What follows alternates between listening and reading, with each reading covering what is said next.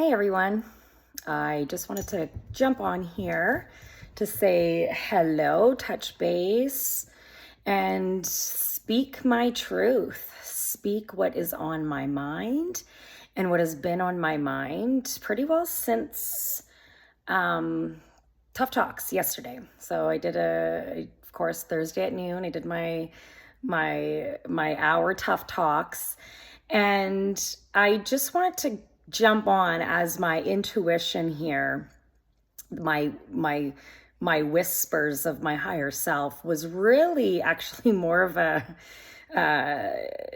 little bit harder nudge today.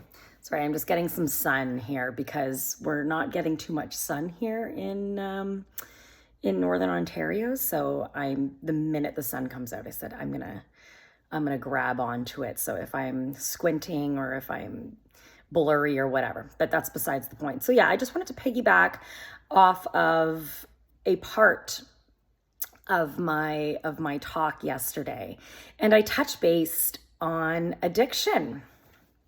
I touched base on what that part of you is, what that part of us is. And I really want to emphasize, okay, and I want to really highlight and perpetuate. I want to make it very, very clear, because this is so important right now, that when I say and I question, because I was challenged on this, of course, which is fine, because I love the conversations that we're having, right? But language is extremely important in what we tell ourselves about ourselves, all right? And so when I said yesterday that I would even challenge, and I have challenged that, addiction is a disease. I stand by that. I stand by that 110%. And I have to be in my authenticity and where I'm showing up in the language that I use towards myself, number one, and for the ones around me.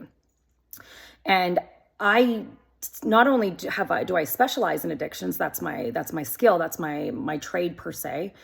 I've also been personally affected by addiction. So it was very much part of my life. Okay. And there's a reason for that. There's a purpose. There's a purpose for that. There's a higher purpose for that. And I acknowledge that. But I really want to clarify that when we diagnose somebody with a disease, okay, that has had the amount of trauma and experiences, the shame, the abuse throughout their lives, the relationships that they had with their caregivers, the relationships and the identity that you've had growing up. You've taken on a role to protect yourself from the abuse. Whatever that looks like for you, you're going to have to own that on your own. All right. You're going to have to look at that. You're going to have to look at that for yourself.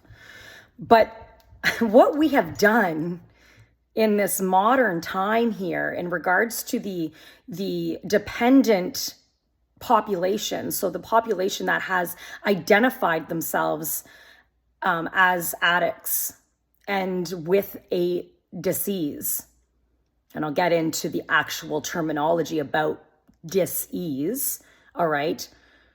What we actually do is we continue to feed the shame. We continue to focus and feed the part of you that has tried to numb or take on a different role that you got punished for, there was consequences for. That's why you use substances, is because of the shame that has been in you. Okay. And so when we go ahead and these systems, after you've asked for help, after you have acknowledged and admitted that you are using in a way that is now harming yourself and others around you, we go ahead and we give you another label. We put another label on you. And I understand that we are, many of us, the collective in general wants answers. So if we get a diagnosis, then it's okay, this is the diagnosis and here is the treatment for that. Here are the remedies. Here's the management. All right. But I want to speak specifically to addiction and the language that we are using on ourselves and we're using with loved ones, the people around us. Because it really breaks my heart. I've been working in this for quite some time. And when I see the individuals that I work with focus on and anchor into this disease, I don't see them getting better. I see them continuing to sit in shame. I see their family members extremely confused and helpless. I see the helpers around them saying what you should be doing and what you shouldn't be doing and what you should be taking, what you shouldn't be taking. And they cycle back into shame. They cycle back into, I'm not doing it right. They cycle back into dis-ease. Look at the word in itself. And so when you are trying to heal, and even just not even trying to heal, just acknowledging, getting to a point where you're acknowledging that your substance use is no longer working for you, or your partner's substance use, it's not fun anymore. And when we ask for help, and when we say, hey, I'm gonna go to a meeting or go to a program or go to a treatment facility, whatever that looks like for you. And we label again. We continue to label and we put more dis-ease and we attach that ideology onto the person again. And yes, it's progressive. Yes, we use language, but we've got to be careful. Yes, when people are in remission, and I've heard that as well, I'm in remission of my addiction and I haven't used for so many years. Whatever works for you, whatever works, as long as the language that you're using is not imposing more fear or a label that you attach to your identity.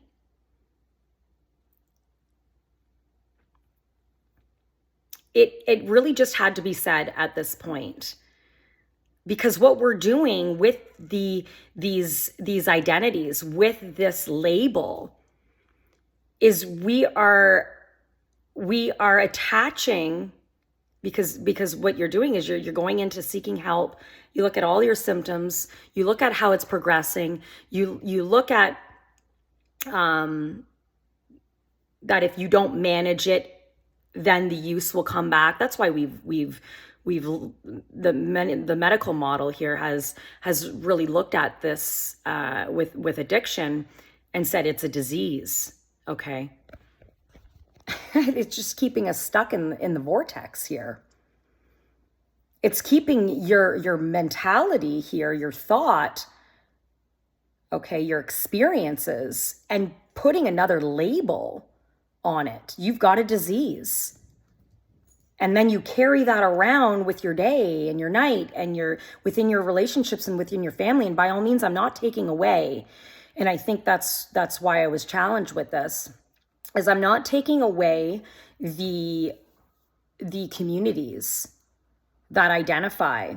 Okay, I'm not taking that identify with them having a disease. I'm not taking that away from them, but I want to caution you. I want you to be careful in regards to how you are feeling. If you really can sit with yourself and say, when you say to yourself, I have a disease, what are you focusing on here? What are you feeding here? Because when you constantly think about and you've made this your identity, that's what I'm going to challenge. That's what I'm going to challenge, because I've got clients and people I work with, people I know, people I see in my community that have been challenged for years and years and years and years. And it's like, well, I have a disease. It comes and it goes. And I have times that I don't use, and then I manage it. I'm whatever that looks like for you, whatever your model, your approach looks like. Methadone, there's different medications, there's harm reduction, there's so many different modalities here. But the consistent feedback for many here, especially with the acute use, like these individuals are very active in their addiction. They're not getting better. They're not getting better. And they take on the identity as, I'm an addict. This is a disease. And their helpers, our doctors, our nurses are saying, yeah, you've got a disease. And it just, that's why I said I have to get on here and say enough, no more. Okay. And when you get to a place of really sitting in these traumas, these experiences, the stories that you tell yourself about yourself, and be in everything, just be in everything, being aware. I have a dependence. Because they're like, well, what do you want to call it then, Melissa? I want to call it an experience. That's what I want to call it. You are experiencing dependence. We label it, and then we'll do some surface management around it. And our client, they don't get better. And it's because we are not going to the origin of why we use. We're not getting to the origin of that. And so that's when I say, because what happens is when you acknowledge, there's an acknowledgement there, like, yes, my use is no longer working for me. And this can be applied for anything. I'm just specifically speaking on addiction language right now, because it's a big one. These are the distractions. Your addiction is a distraction from what you've been through. And that part of you wants to be heard. It wants to be seen. And we're not getting to the origin. Nobody wants to fucking talk about it. Or be consistent and be patient with it. Everybody wants a 5-week program. Everybody wants a 12-week program. Everybody wants a 8-month program. And sure, we're doing I'm not taking away from the work that you're doing, but the reason why you're cycling back in, so you've had periods of abstinence and you're cycling back in to triggers and behaviors and slips and relapses. You call it a disease. Now you've labeled yourself. I am in dis-ease, which is the opposite of ease. You're telling your subconscious that this is your identity. The opposite of ease is dis-ease. Don't think that language is just a coincidence. And we're doing it to the people that we work with. I am guilty of it as well. a little bit more back in the day, because I really watch my language around the people that I work with. But I'm gonna caution you, and I'm gonna stand by my ground. And this is the tough part about being uncomfortable, because sometimes when you have a little bit of a different opinion that is against the mainstream models and the mainstream diagnosis, it could be lonely. And I'm sorry, I'm not here to please or make anybody else comfortable. Okay, this is uncomfortable. What is happening with the addiction population is uncomfortable. What is happening within our medical system, within our approach, that is uncomfortable to watch.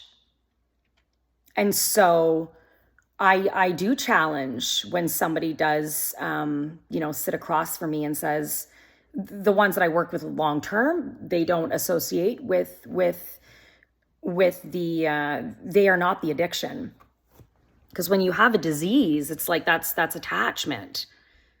Now you've given it some gas. Now you've focused on it. What you think when it's attached with emotion. When somebody says you have a disease, what does that come with? Really think about that. What does that come with? It comes with fear. It comes with helplessness. That's what anchors you. And I say enough. Watch your language around addiction. You are a part of you wants to numb. A part of you wants to take on an identity because of what you've been through.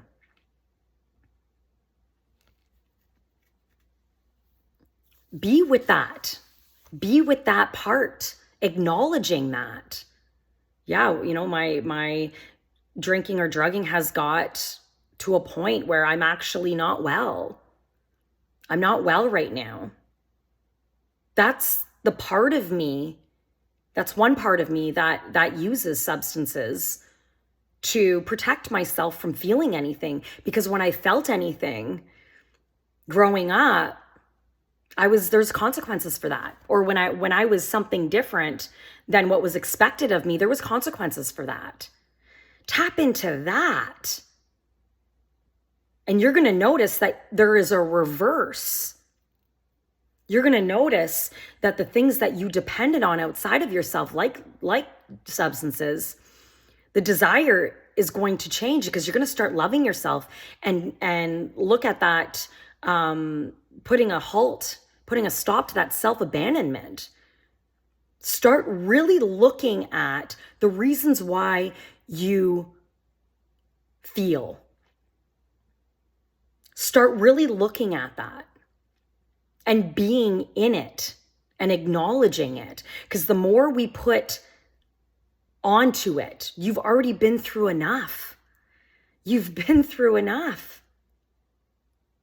You don't want more. Holy shit. You've been through enough.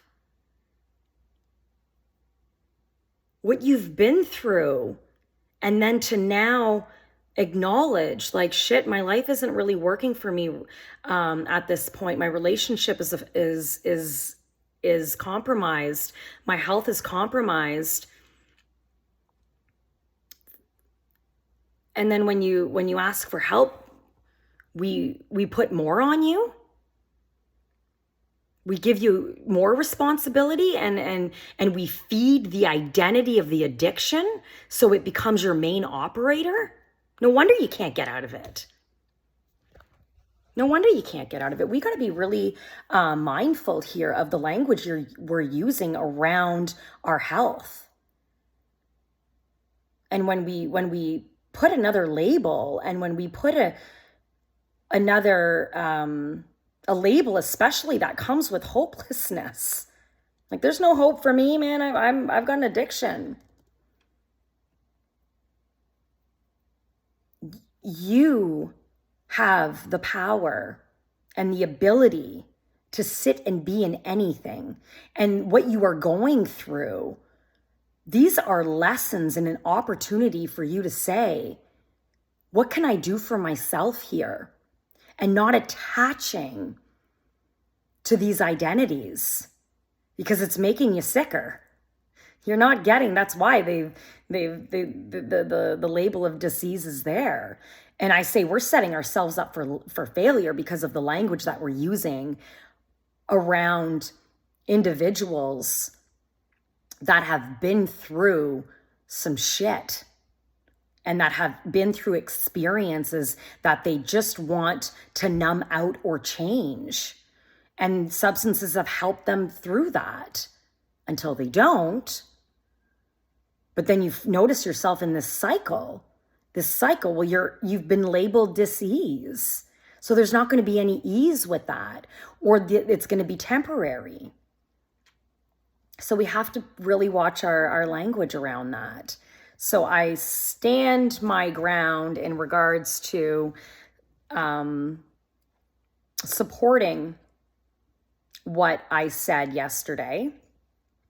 And I'm okay with being challenged on that. I'm absolutely okay with it because I respect your opinion. I respect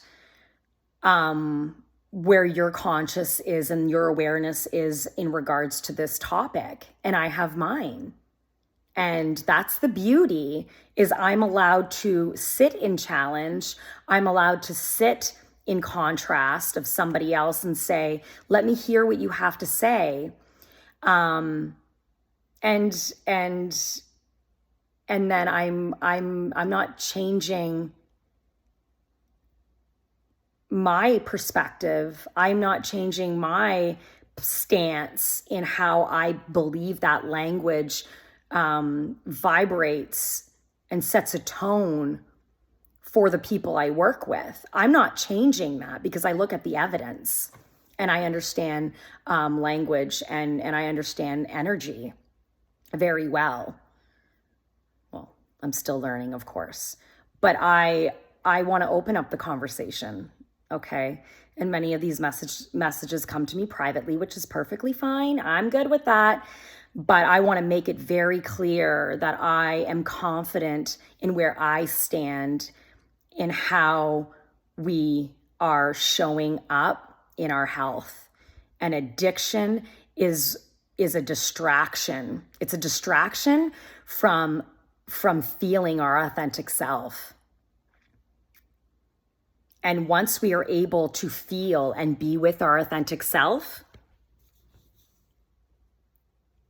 we don't look at the things around us to numb. We don't look at the tools outside of us to distract. Because once we start really going within and start nurturing the parts of us, we're no longer self-abandoning. We're no longer denying, well, this is why I use. These are the parts of me that have used and try to numb out. We're actually looking at these parts, and we're perpetuating when we are able to say, this is what I'm going through right now because of what I've been through. And I'm in sadness right now. I'm in resentment right now. I'm in resistance right now. I'm in grief right now. When we're able to acknowledge that and love ourselves and meet us where we are at in that awareness and start acknowledging that, it starts to go through us. It starts to get less. And the symptoms of addiction become less. But we have to look at the origin of why we're doing it. And that comes from it comes from a place of looking at the parts of us, the identity that we took on to be something and someone for somebody else or something else. So I'm going to leave you with that. careful on what you focus on, because what you focus on, you are going to perpetuate that. It's energy, and that's why we are in a cycle of sickness. That's why we're in a cycle of diagnosis. That's why we're in a cycle of labeling. If you look around you, yes, you can see people are not well.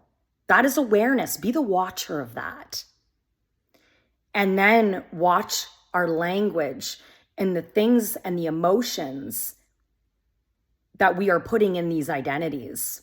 And an addiction is an identity. It is not you, your beautiful soul, your God-given right, your source-given right to be well and to have anything that you want and to be in the health that you want and to be in the relationships that you want. That is your right. Don't let anybody label you and attach disease to you. You're going to be okay. You are safe to sit with yourself. You are safe in experiencing anything that you experience.